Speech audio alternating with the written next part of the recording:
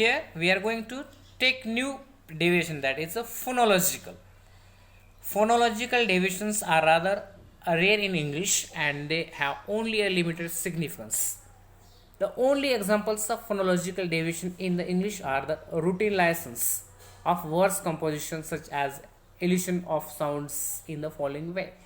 Initial omission, that is epipsis. Example, it's for it is. Against, that is against for against. Cause for because. Medial omissions, synocope. Example, never, never. Ever, EVR. Over, O apostrophe ER, over. Final omission, apocopy. Example, oft, often. Child, child. Sometimes for the convenience of meter and rhyming scheme, variant pronunciation or variant stress may be used by some of poets.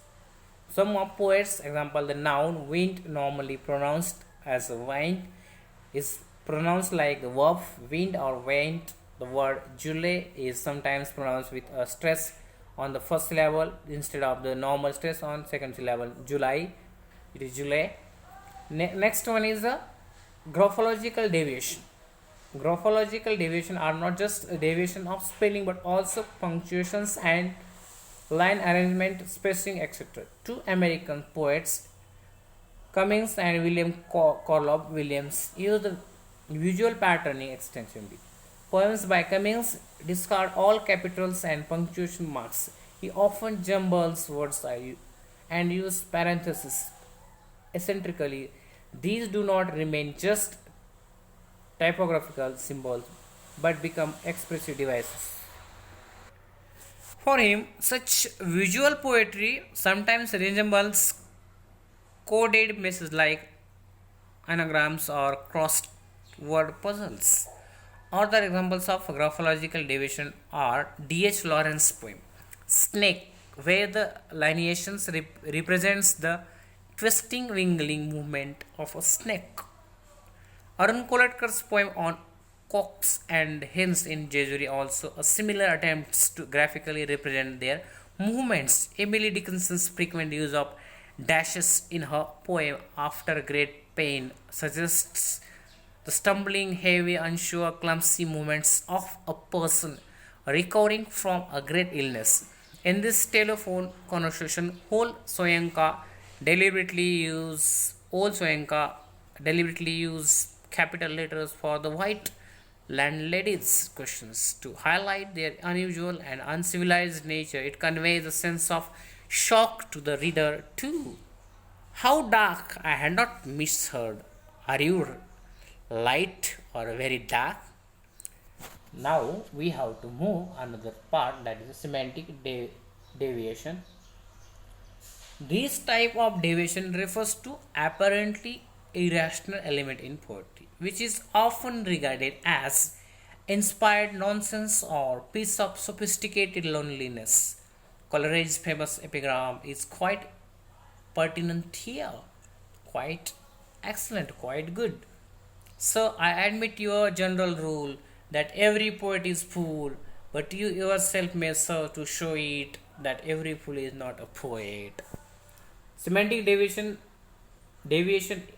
is thus a nonsense or absurdity form from a strictly literal and logical point of view. Thus, if Wordsworth, the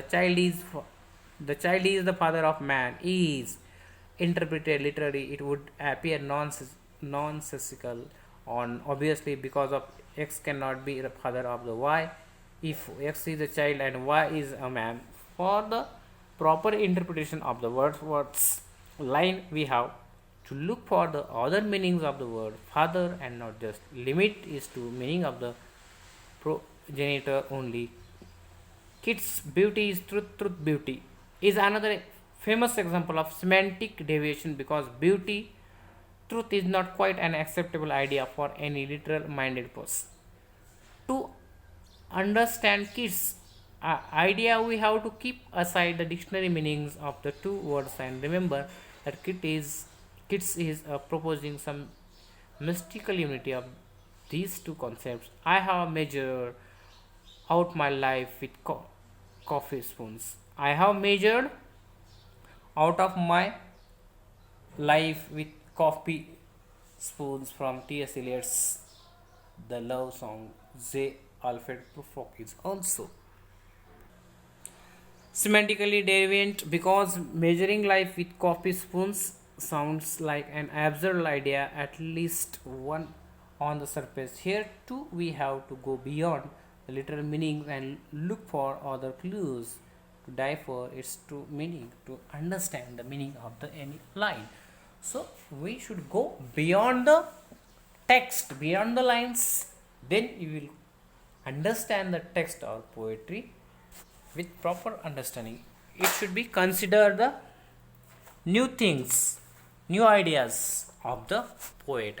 How he has used different kinds of language or semantic deviations and so and so. Here is an example sample analysis. Let us attempt a stylistic analysis and interpretations of a very short poem, The Sick Rose by William Blake, 1794, to see how exactly stylistics can work. Here is the text of the poem.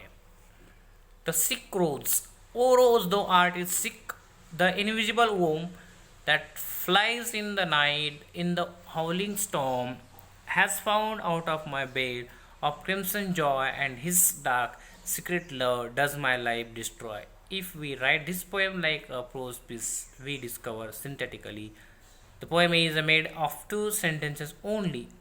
The first one is sentence beginning with a vocative, O rose, thou art sick.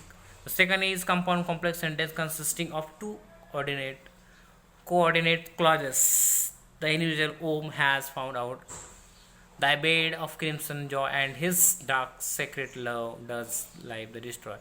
The NP or noun phrase in the first clause, the individual whom, is post modified by a relative clause that flies in the night, in the howling storm. The modifying relative clauses ends with two adverb phrases, in the night and in the howling storm. In the verb phrases of the second coordinate clause, the normal word order is in inverted necessities the use of imperative to do. Metrically, we notice that unstressed syllables seems to dominate the poem. This can be linked to the focus on sickness in the poem. The predominance of the unstressed syllables also adds to the rather sad and slow rhythm of the poem. The first and third lines end with the K and slow rhythm of the poem. The first and third line K and T sounds. The sounds carry the suggestion of abrupt stoppage of movement in the final position.